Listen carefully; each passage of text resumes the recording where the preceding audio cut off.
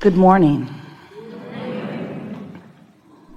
We are extremely pleased that you are here.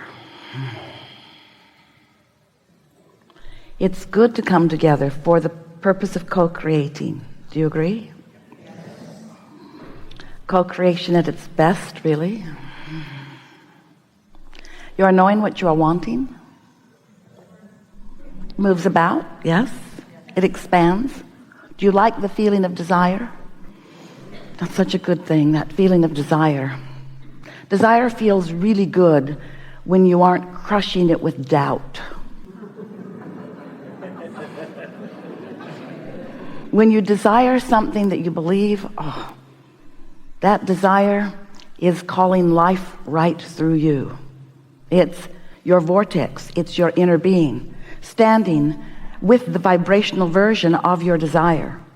The fully culminated law of attraction has gathered all of the cooperative components version of you and your desire. And because law of attraction is so powerful, and because your inner being is too, when your inner being focuses upon your desire, as it always does, strong current happens. It's a calling. It's a calling that's calling you to it. That's what enthusiasm feels like. That's what that feeling of wanting to get up and get to it feels like. That's what life feels like. That's what that feeling of clarity and energy is. But if you have a desire and you've been practicing noticing that it's taking too long, or that it isn't unfolding in the way you wanted it to, if you are aware of your desire, but when you think of your desire, what's active in you from your physical perspective is the absence of it, the not being there yet of it, then you're offering a vibration about your desire that is contrary to your desire, and it's like sticking a stick in the spokes of your wheel. That's what resistance is. When life has caused you to ask for something, as it does all day, every day, and that source energy is calling you and everything necessary to the creation of what it is you want to that creation point, and you don't go, you hesitate, you're doubtful, or you're critical, or you're complaining, you introduce the resistance into the equation. So you're going to hear us talk a lot about, if you listen to us at all, the path of least resistance. It's really the path of most allowance. They're the same thing. But as we refer to the path of least resistance, what we're talking about is source figuring out every which way to get you to what you want in the way that you are offering the least resistance. If you have no resistance, the paths are open, they are wide, and energy is moving, and all kinds of things are happening, and you have evidence of it all day, every day. Things happening, things falling into place, things that seem amazing, things that you just can hardly believe. Something just comes out of your mouth and there is manifestational evidence of the very thing that you're interested in. It's happening to you all day, every day.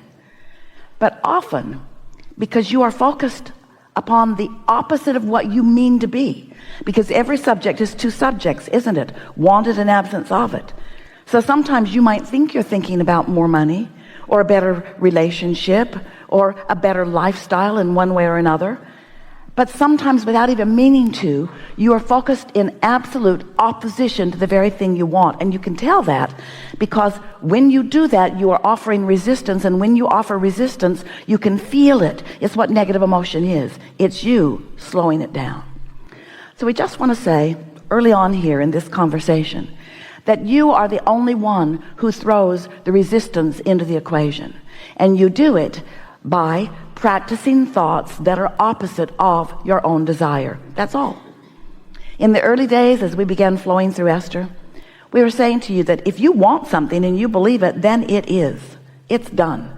If you want it and believe it, then it is done, because there is no resistance that is keeping you from being in the vibrational frequency that allows you to realize it and realize it fully. But if you want it and doubt it, it cannot come. For as long as you harbor doubt about what you want, it cannot come. And usually the reason that you hold doubt about things is because we love you so much. And you know what's coming next after we say that? We love you so much. And this is going to sound really odd to you, but we're going to say it in a way because it sounds odd to you, because we want to get your attention about something you're doing that you don't even know that you're doing. You've got to keep your nose out of your business. You're going to stop being so deliberate about what isn't happening, because the creative process has already taken care of it. Step one is you ask. You can't help but do that all day, every day. Life causes you to do that. So you are sending these rockets of desire. Step two is source answers, which means the source energy within you, with the help of law of attraction, all that is focused upon the outcome that you have asked for. Your desires have already come into vibrational fulfillment. Step three is you got to find a way to lower your resistance so that you can be one of the cooperative components that is in the vibrational vicinity of what you're asking for. You have to be in a frequency that allows you to realize. So all day, every day, you are being inspired, called, encouraged, guided, prodded, cajoled. Source is doing everything imaginable and things you can't yet imagine to orchestrate circumstances and events to please you. Some of you don't feel worthy enough to even accept that as a possibility, even though it's happening around you all day, every day. So we see our value as we play with you today in offering enough of what we know about the laws of the universe and enough about what we know about where you stand in relationship to everything you want, each of you, that you will feel some lessening of resistance. That's what soothing is. Some lessening of resistance, and therefore a raising of your vibrational frequency, and therefore an aligning with the energy between you, and therefore an opening of the passageway between you, and therefore an allowing of the focus of Source, who is with you all day, every day, to be received fully by you. You see, in every moment that you are having a conversation, in every moment that your opinion is active on something, your inner being is active with an opinion too. And when those opinions blend, such as you're wonderful, or you're worthy, or you're good, or you're in your right place at your right time, or that all is well, or that things are always working out for you, or that things are opening in a way that is benefit to you, or that you are fulfilling your reason for being here, right here and now, or that you are loved by Source, or that the universe is on your side, or that all is well, or that. When you are on one of those thoughts that Source knows so clearly about you, you can feel the fullness of your alignment. That's what your elation feels like. That's what that love feels like. That's what that passion feels like. That's what enthusiasm feels like. And most of all, that's what clarity feels like. It feels so good to be tuned in, tapped in, turned on, in vibrational sync with who you are.